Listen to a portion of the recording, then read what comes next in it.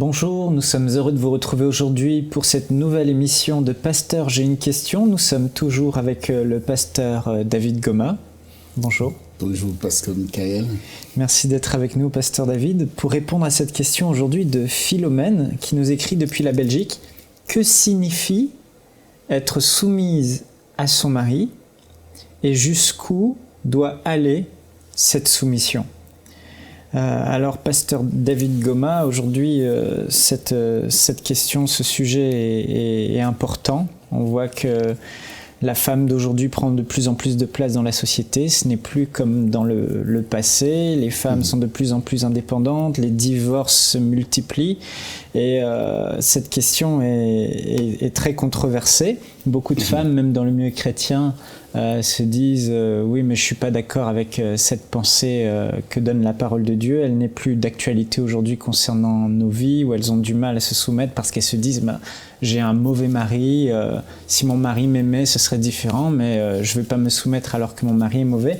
Avant de vous donner la parole, pasteur David, on va pouvoir relire le passage de Éphésiens au chapitre 5, verset 22, qui dit « Femmes, soyez soumises chacune à votre mari comme au Seigneur, car le mari est le chef de la femme, comme Christ est le chef de l'Église, qui est son corps et dont il est le sauveur. » Je me souviens à plusieurs mariages auxquels on a pu assister, quand le pasteur lisait ce texte, on entendait des bruits de femmes qui commençaient à parler, commençaient à se révolter. Ah, comment ça, la femme doit être soumise à son mari ? Et puis la Bible continue au verset 24, « Comme l'Église se soumet au Christ, que les femmes se soumettent en tout, chacune, à son mari. Mari, aimez chacun votre femme, comme le Christ a aimé l'Église et s'est livré lui-même pour elle. » Alors, pasteur David, en quelques mots, comment on pourrait définir ce qu'est la soumission biblique de la femme ?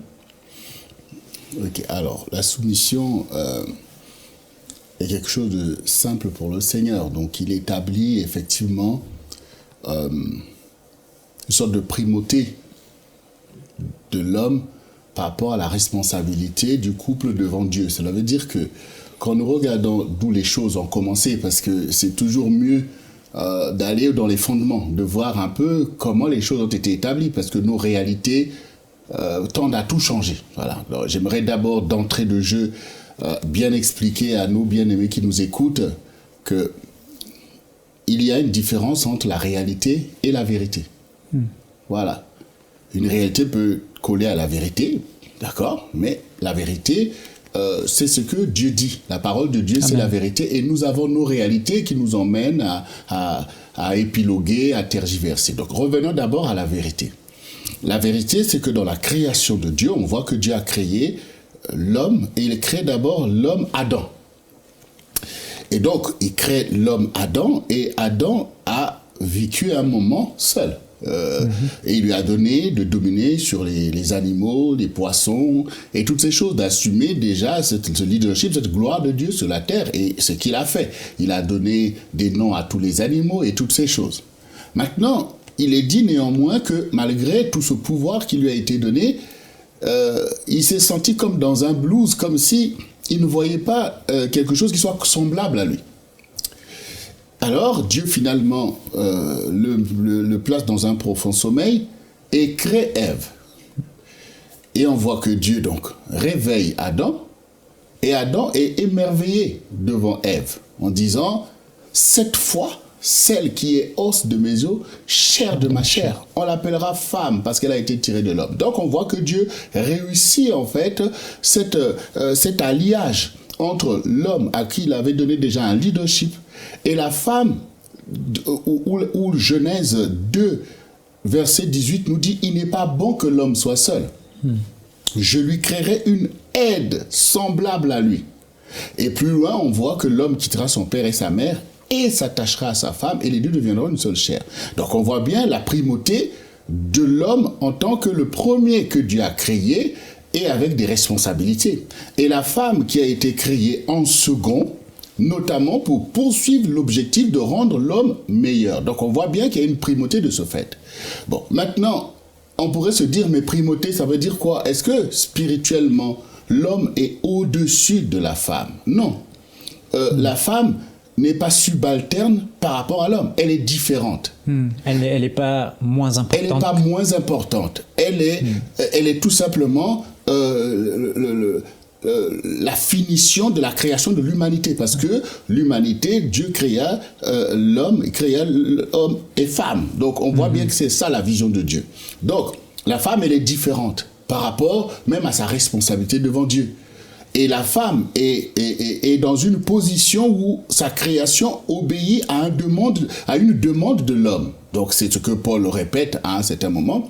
Donc on voit bien que Dieu, qui est un Dieu d'ordre, n'a certainement pas voulu créer, en fait, en créant l'homme et la femme en même temps, de créer deux êtres tout à coup vis-à-vis, toi c'est qui, tout ça, créer déjà des problèmes que l'on voit aujourd'hui, la rivalité que l'on voit. Dieu, au contraire, a créé l'homme. Et je ne pense pas que Ève ait recherché à ce moment-là de contester l'autorité ou le leadership d'Adam.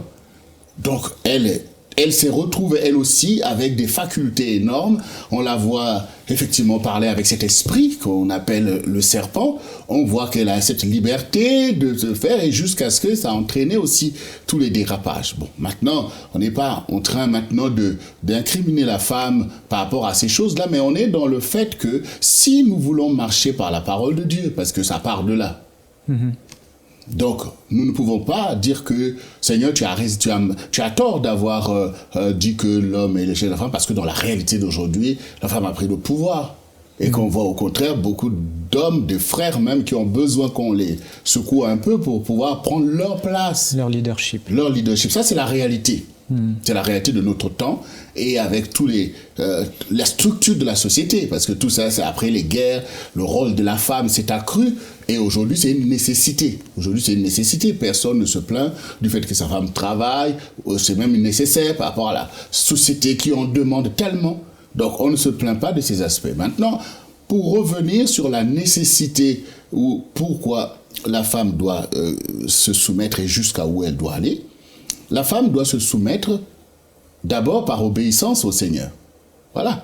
C'est parce que on aurait pu dire certainement que Ève, en voyant Adam qui s'est émerveillé d'elle, a pu se dire « Waouh, quel homme !» Peut-être qu'il était dans la plénitude de son leadership. Parce que la femme, effectivement, cherche chez l'homme des choses qui ont à voir avec un leadership, de voir quelqu'un qui comble ses aspirations, ses attentes. Mais de plus en plus, on a plutôt l'impression des femmes ou même des sœurs qui trouvent que l'homme n'est pas à la hauteur. Bon, à partir de là, nous tous, on est maintenant, le critère, c'est la parole de Dieu. Si ces mêmes personnes qui peuvent nous écouter maintenant veulent néanmoins plaire au Seigneur, s'ils veulent néanmoins obéir au Seigneur, sache que c'est la parole de Dieu, c'est pas la parole de l'homme. Ce n'est pas l'homme qui demande à la femme « soumets-toi à moi ». Et j'aimerais aussi bien préciser aux frères, Dieu ne vous demande pas de soumettre vos femmes. La soumission de la femme est un acte volontaire, un acte d'obéissance de la femme qui prend une position de donner autorité à son mari parce que c'est la volonté de Dieu. Et que même quand on regarde physiologiquement et même dans la réalité, on pourrait même se dire que c'est normal.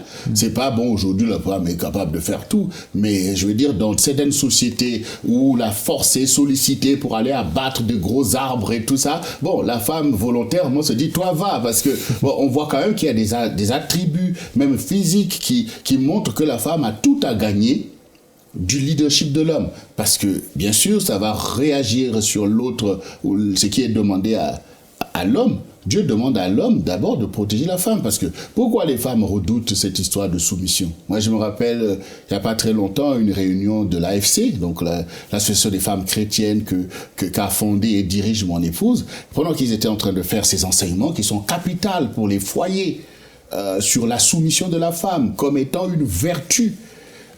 Il y avait une femme qui était là, qui était une française, blanche, et écoute, mais elle avait du mal à se contenir, donc je veux dire, elle est partie de la catastrophe, quoi. Elle s'est dit, mais comment on peut, pour elle, c'est comment on peut même prôner de telles choses, se soumettre à la femme. Et j'en ai vu aussi, c'était un mariage avec une sœur antillaise et son son père était là, et pendant que donc on priait, que j'ai dit voilà, que Dieu te donne de te soumettre à ton mari, son père dit non. Donc on voit que même des hommes ne sont plus en mesure de comprendre cette parole de Dieu. Mais faute de soumission, on voit les conséquences aujourd'hui. C'est ça. C'est la rivalité, c'est exactement ce que l'ennemi recherche. Donc la femme qui se soumet n'est pas un aveu de faiblesse d'infériorité. ou d'infériorité, pas du tout. Je pense que là, il y a vraiment un gros manque de compréhension chez les gens, parce que pour eux, être soumise, que la femme soit soumise, comme vous l'avez dit, c'est pour eux, ils pensent que c'est un manque d'infériorité. Or, ce n'est pas un manque d'infériorité, ni un manque d'importance. C'est une position qui permet, comme vous l'avez dit, Pasteur Goma, de maintenir l'ordre divin. Parce que si on dit souvent une structure à deux têtes, c'est un monstre. Bien sûr. Bien sûr. Mais bon, maintenant j'en veux aussi. Bon, c'est vrai qu'aujourd'hui les choses sont allées loin par rapport à l'indépendance de la femme. Parce qu'effectivement, avec l'émancipation de la femme, des mouvements féministes, la responsabilisation de la femme dans la société où la femme n'est plus tributaire, peut-être de ce que le mari pouvait rapporter autrefois, où elle s'était cantonnée au rôle domestique, à l'éducation des enfants. Donc aujourd'hui, on voit la femme fait ça. Et toutes ces choses-là ont mené à dire, mais pourquoi je dois dépendre de tel homme? Et il y a même dans l'éducation de certaines femmes, parce que ça commence depuis déjà le berceau, il y a des mamans qui éduquent leurs femmes, leurs enfants plutôt à ne pas surtout dépendre de l'homme, d'être indépendante, d'avoir son travail, au motif qu'elle a souffert, les hommes sont ceci, irresponsables et tout. Donc quand une femme grandit avec une telle mentalité, donc ne vous attendez pas à ce qu'elle puisse après descendre d'un cran parce que Dieu lui dit. Et pourtant c'est des personnes aussi qui aiment le Seigneur. Mais qui voient à ce niveau-là un blocage. J'ai déjà entendu des femmes de Dieu dire, oui, femmes, soumettez-vous à vos maris, si eux-mêmes obéissent à Dieu, si eux-mêmes... Non, on fait entorse à la parole. On fait entorse à la parole se voit à elle-même. La parole, elle est là, et donc, ça, c'est la sanctification de la femme, mais vis-à-vis de Dieu, vis-à-vis de la parole de Dieu. Après, il y a l'homme est défaillant, bien sûr, puisque là, si la société a déraillé, c'est d'abord aussi par la défense de l'homme. Mais quand même, quand on voit depuis l'origine, le Seigneur dit, il n'est pas bon que l'homme soit seul, je lui crée une aide. Si l'homme a besoin d'aide, mais si l'aide défaillit, si l'aide déraille, si l'aide n'est plus une aide, donc on voit bien que le pire, c'est ce qu'on gère. C'est ce qu'on voit, une société de divorce, une société de pagaille. Les enfants eux-mêmes voient ce spectacle. Et du coup, ça affaiblit. Du coup, les mariages ne tiennent pas. Le diable emmène une société de substitution où on ne se soumet à personne. Chacun croit avoir le pouvoir de manipuler l'autre. Derrière tout ça, bon voilà, on veut profiter de l'autre. Donc le sexe, voilà, c'est que ça. Le rapport de commerce entre l'homme et la femme. Il n'y a plus le fait de la recherche de la volonté de Dieu, de faire ce qui est agréable au Seigneur. Parce que quand la femme comprend cet enseignement sur la soumission, et qu'elle obéit à Dieu, elle est rétribuée par le Seigneur. Elle peut sauver même son mari, quand même celui-là peut être complètement à côté de la plaque. Lorsqu'une femme se soumet à cette parole de Dieu et se soumet à son mari, elle est bénie en retour. Bien sûr qu'elle est bénie, puisque c'est la parole de Dieu. Parce que c'est la parole qui bénit, c'est la parole qui nous sanctifie. C'est pas nos raisonnements. Et quand l'apôtre dit de ne pas se conformer au siècle présent, c'est le siècle sont des idéologies. C'est le fait accompli. Donc, les sœurs qui nous écoutent savent qu'ils ont affaire à la parole de Dieu. Bon, maintenant, il y a des conséquences à l'insoumission. Il y a des conséquences, des vraies conséquences. Non seulement l'échec assuré, puisque l'homme, même s'il accepte, parce qu'il y a des femmes qui arrivent à prendre le pouvoir et l'homme doit se soumettre même, parce que quand la femme sort de la sagesse qui est son succès, c'est la folie de l'esprit du monde. Il peut même assujettir un homme. Mais cet homme-là qui n'a pas de leadership, jusqu'à où ça va aller. Et même cette femme-là, quand maintenant l'homme va être aussi dans une telle position, ce mariage-là va aller jusqu'à un moment donné, il ne finira toujours pas se révolter. Et de la même manière aussi, comme la femme maintenant planifie jusqu'à sa vie et même sa maternité sans l'homme, parce que ça va jusque-là. C'est-à-dire que voilà, moi l'homme, c'est pas mon truc, voilà. Mais l'homme, c'est un géniteur. Voilà, on voit maintenant des hommes qui sont des géniteurs. On conçoit de faire l'enfant avec lui, mais d'élever l'enfant seul. Donc la monoparentalité qui galope. Et ces femmes, elles savent qu'à un moment donné, les enfants, notamment garçons ou même filles, dans ce cas de figure, finissent toujours par avoir une révolte à un moment donné. C'est-à-dire que là où la maman, ce lien qui est là depuis le sein maternel, lorsque ce n'est que ça, malheureusement, ça crée un déséquilibre préjudiciable. Et ces femmes-là sont parfois désolées de voir leurs enfants rentrer dans une rébellion. Elles se retrouvent encore frustrées d'avoir raté leur vie d'intimité de couple et de voir encore la désobéissance des enfants. Mais Dieu a créé toute chose dans l'équilibre. Et on peut rompre ces équilibres sans se rendre même compte qu'on est en train de mal faire. Mais, Pasteur David, par rapport à l'équilibre, on l'a lu dans Éphésiens au chapitre 5, oui. La Bible dit « Femmes, soyez soumises à vos maris ». Et après, quelques versets plus loin, il dit « Maris, aimez vos femmes ». Et on entend souvent des femmes dire « mon mari a brisé cette alliance avec Dieu, mon mari ne se soumet pas lui-même à Dieu, il ne m'aime pas ». Mon mari ne m'aime pas, mon mari devrait avoir de l'attention pour moi, mon mari devrait m'aimer, mon mari devrait me considérer, mais il ne me considère pas, il ne m'aime pas, j'ai un mauvais mari, alors je me sens la liberté de ne pas me soumettre à mon mari. Que dire à ceux qui pensent ainsi? Mais oui, mais quand la sœur pense comme ça, elle est elle-même déjà coupable vis-à-vis de la parole. Elle oublie Dieu. Mais bien sûr, parce que les enfants pourraient le dire aussi.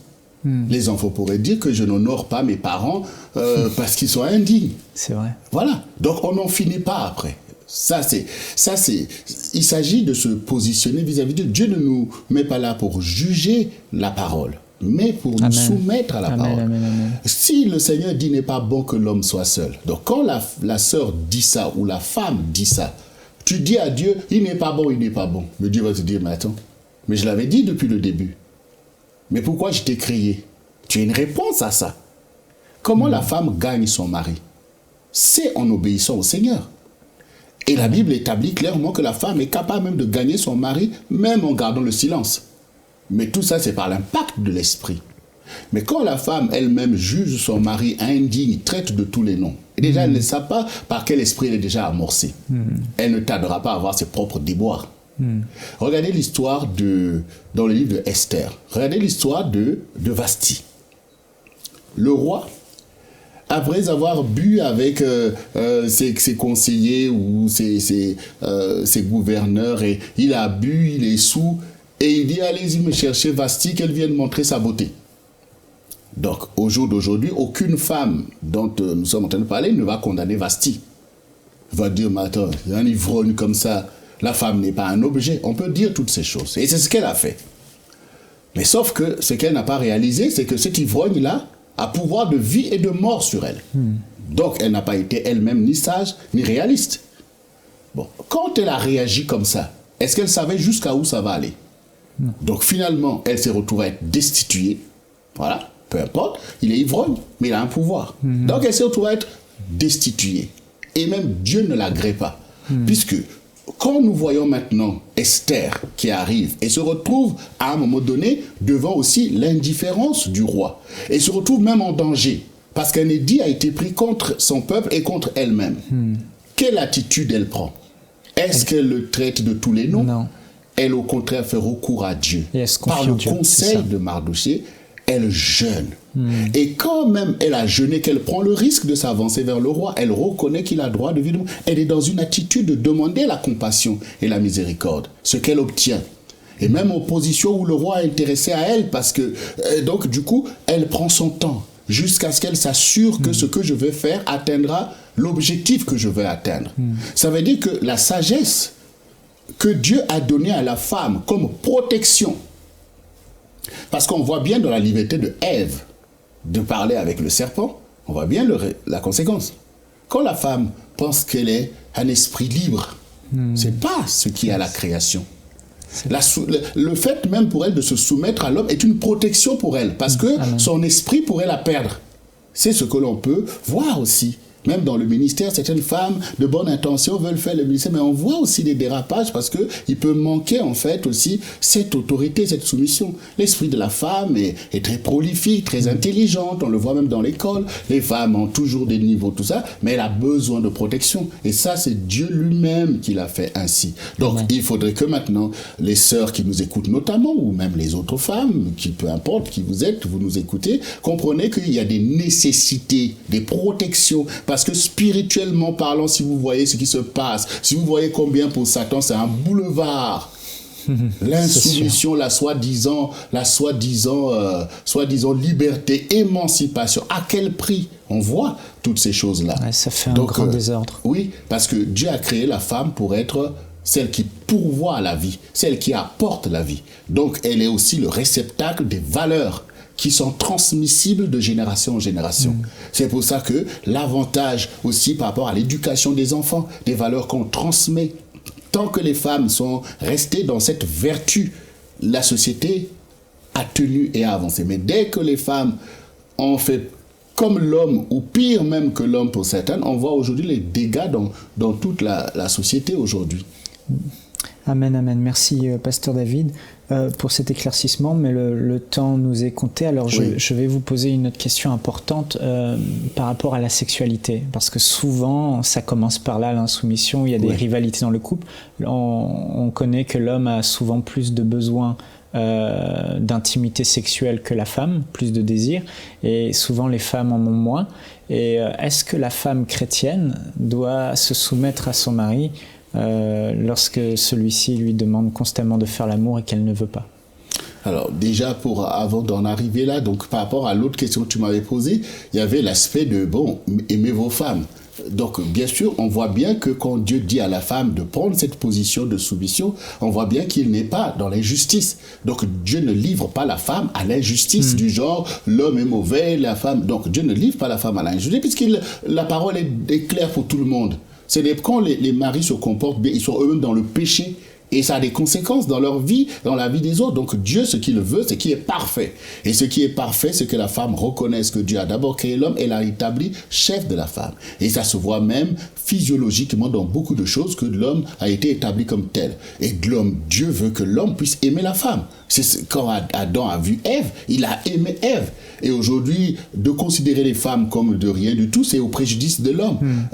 Donc voilà, donc il faut que chacun se soucie d'appliquer la parole de Dieu. La femme est enseignée, l'homme est enseigné, les enfants sont enseignés, et il y a un bénéfice à le faire. Bon, maintenant, sur l'intimité. Bien sûr, l'intimité dans le couple est impactée, malheureusement, négativement, par les précédents de chacun. Ça veut dire qu'on apprend ces choses aujourd'hui dans l'esprit du monde, toutes ces choses-là, ça remplit la tête et tout ça. Bon, maintenant, même si en général, bien sûr, l'homme va être actif dans ce domaine, ça n'implique pas moins que des femmes aussi peuvent être très très actives dans ce domaine. Maintenant, elles passent par des périodes souvent effectivement qui les impactent physiologiquement pour atténuer un peu ce feu. Bon, maintenant, quant à comment marcher dans la liberté, enfin dans le meilleur équilibre dans ce domaine. Tout le monde doit savoir que de la même manière que le Seigneur a dit l'homme ne vivra pas de pain seulement, mais toute parole qui sort de la bouche de Dieu, tout le monde doit savoir qu'on est tous assujettis à la parole. Donc le Seigneur peut demander par exemple des jeûnes, peut demander au mari par exemple de faire un jeûne d'une semaine.